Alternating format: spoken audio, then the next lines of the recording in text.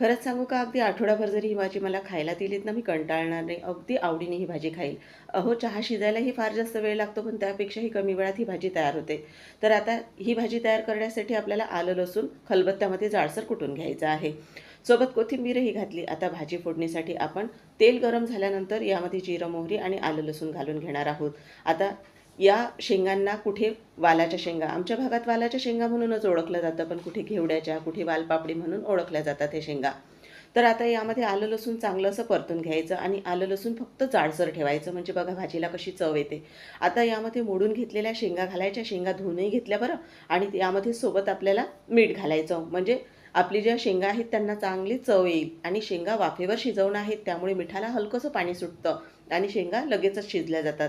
आता मीठ घालून घेतल्यानंतर एकत्र करून घेतल्या शेंगा आणि यावर झाकण ठेवते फक्त मिनिट 2 मिनिटासाठी. आणि आता झाकण काढून घेतल्यानंतर बघा शेंगा चांगल्या शिजलेल्या आहेत, रंग बघा यांचा बदललेला आहे. आता ही भाजी करायला बघा फार जास्तीचे कुठले मसाले लागत नाही, अगदी 2 ते 3 मोजक्या साहित्यातच ही भाजी तयार होते.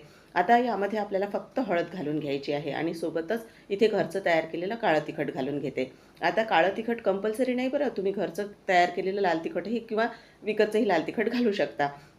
आता भाजीची चव आणखी वाढावी यासाठी आपण यामध्ये शेंगदाण्याचं 1 ते 2 चमचा कूट घालून घेणार आहोत. आणि मग बघा भाजीला किती छान जबरदस्त अशी चव येते.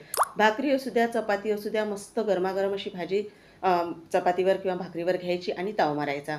आहे ना, अगदी करायला साधी सोपी अशी भाजी. बघा परत एकदा मिनिटभरासाठी वाफ काढून घेतली. आणि खरंच सांगा, यापेक्षाही जास्त वेळ चहा शिजायला लागतो की नाही, तर अगदी झटपट तयार होणारी ही भाजी आहे. तुम्ही सुद्धा नक्की करून बघा आणि तुमची रेसिपी कशी झाली तेही मला कमेंटमध्ये लिहायला विसरू नका.